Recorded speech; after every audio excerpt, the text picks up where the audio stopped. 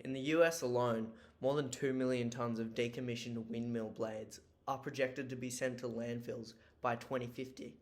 Globally, the mass of all blades expected to be retired by 2050 could be as high as 40 million metric tons. Simultaneously, in Australia, between 85 and 94% of wind turbines can be recycled. Right now, just over 50% are being recycled, but key players in the industry are steadily increasing this number, coming up with new and more effective ways of recycling.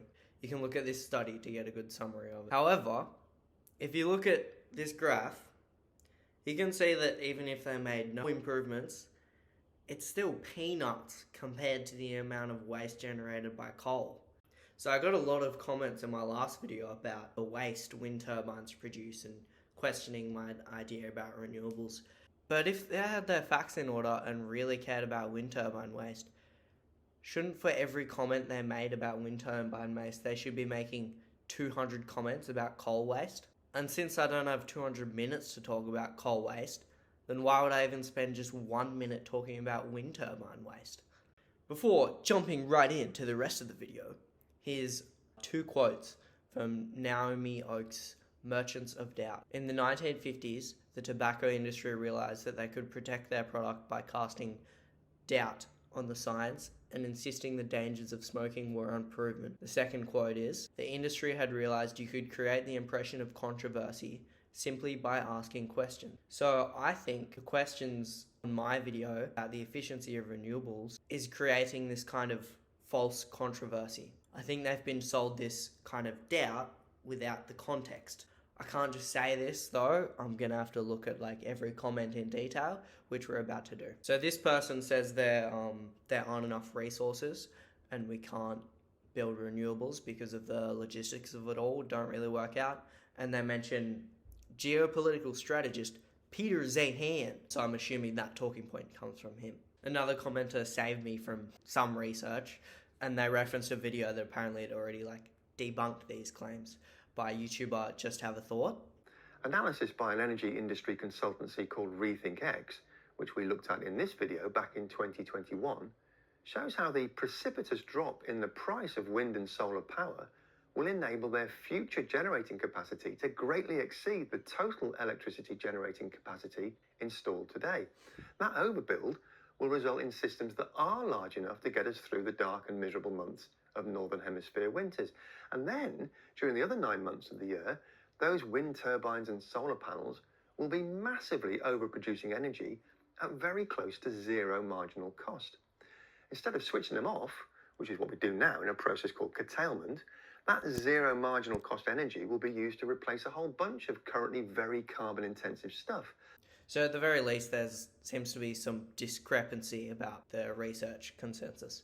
So that goes to how much should we trust Peter Zahan? Well, as YouTuber Macro and Money puts it, after analysing Zahan's prediction that we are looking at the end of China as a political entity within a decade or two. If you expected Mr. Zahan to be an oracle of the truth, then I think this shows that you should really reconsider. if you want to have an in-depth read about all the nuances of how mineral supply affects renewables, you can have a look at Hannah Ritchie's Substack article. She made 2 of them called Sustainability by Numbers, which I'll link in the description. She just says, in short, transitioning does have its challenges like any globally coordinated effort. The gist is if politicians and economists get on board, it's totally possible. So has this commenter been propaganded? I would rank him 4 out of 10 out of propaganded because it is somewhat of an issue, but the fact that he seems to be saying that means that renewables won't work, then he's pretty propaganded.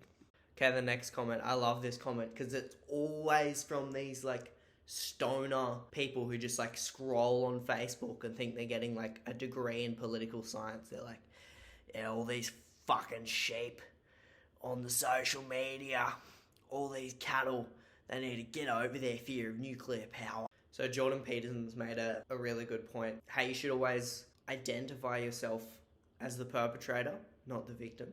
So he talks about like Nazis in Germany in the 40s, how like a lot of people looking back, they're like, oh no, of course I would be like existing supporting the Jews. But he says, well, like if you look at the facts, like you probably wouldn't be. And I'm saying here, like if you look at the facts, probably like a sheep or cow, whatever you're reading, whatever you're getting the information. And how I kind of apply this to myself, I just accept the fact that I'm a sheep. Like I'm literally just spouting talking points of other smarter people than me.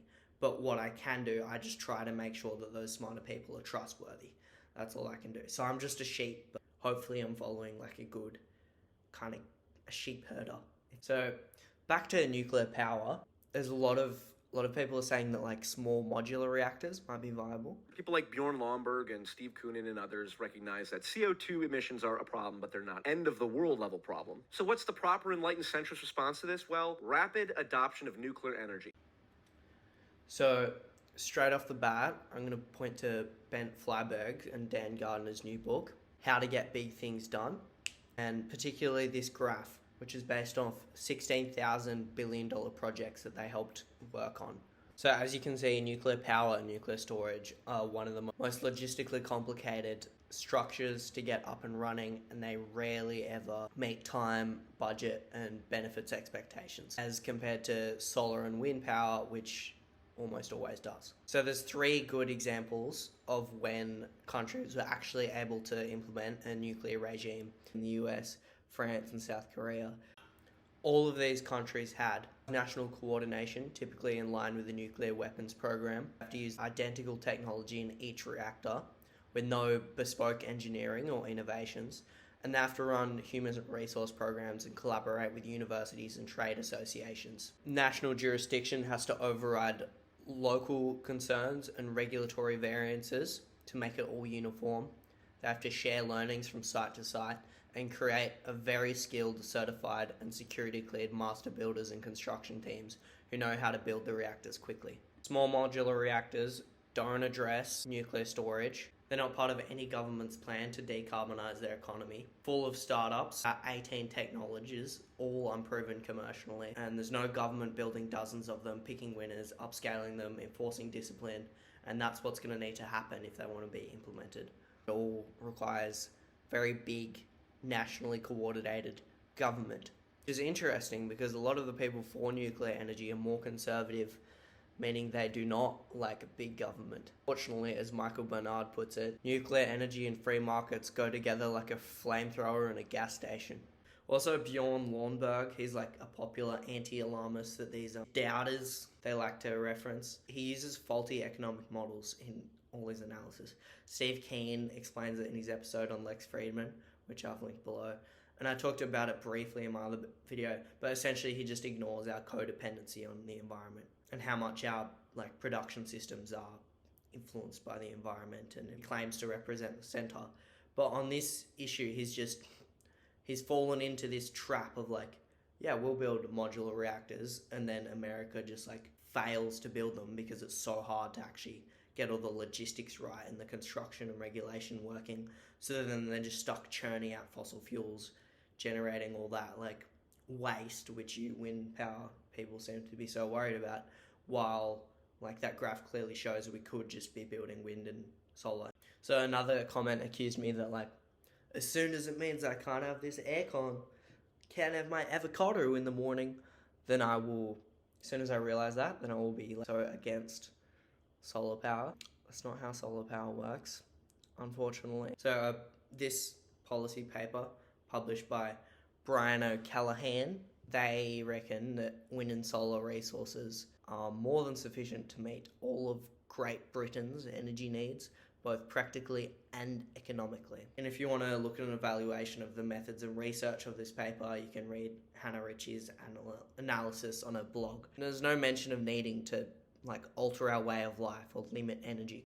So there's another comment here, it's an anecdote about solar personally costing them a lot of money. Yeah, that it's not cheap, not claiming to be cheap. And he even said that he'll probably make even in 20 years. Plus he's doing so much less damage to the environment. And also I don't like anecdotes, like doing politics, you can't use anecdotes because, for example, I know so many people that have had like good experiences with solar power, but I'm not going to bring them up because you need like a general trend, which is what you need data for. So someone else was like, the temperature's been changing for years. Remember the Ice Age? This is again addressed by Steve Keen in his Lex Friedman interview. We evolved our civilization just at the top. So coming up from a cold period, and then we're going to head down to another cold period. And that's when human civilization came along. It's about a period of about 12,000 years. So across that period, the temperature has changed by not much more than half a degree up and down. Now we're blasting it well and truly out of those confines. And my way of interpreting what climate change means is the stability of that climate that enables to build sedentary civilizations and not be a nomadic species is being destroyed. So the challenge, and by the way, I'm playing devil's advocate. Go right ahead. Here. The question is there something fundamentally different now about human civilization that we're able to build technology that alleviates some of the destructive effects that we have on the climate? We don't know. And we're going to find out the hard way. I found this website called Stop These Things. It's about the whole thing. They're trying to stop wind power. So they've got like so many blog articles like exposing renewables, how like wind power produces so much waste. Like all these things I've kind of already covered and also covered in my last video. Check it out. But they do raise an interesting issue about the noise that wind power produces. Apparently lots of farmers, it's really affecting their sleep because it's so loud. I mean, they've got a lot of testimonials from that. You could fix it by putting industrial wind farming sites and not putting them on rural areas, or offshore wind farms, which is Labor in Australia are implementing right now. So yeah, I'll grant them that problem. Like, I'm very sympathetic to these farmers, but I'm also sympathetic to countries like the Solomon Islands. And like, we've seen some of the storms that are happening now in Europe, the ones that, washed away a village in Germany some time ago. The firestorm that hit Canada, of all places. I've forgotten the name of the town that was burnt down, but enormous temperatures in Canada. Again, the storms that have been happening back in Australia. These are all manifestations of a complete shift in the weather patterns of the planet. And they can wipe out, like, a village just disappears, just wiped out by unprecedented rain.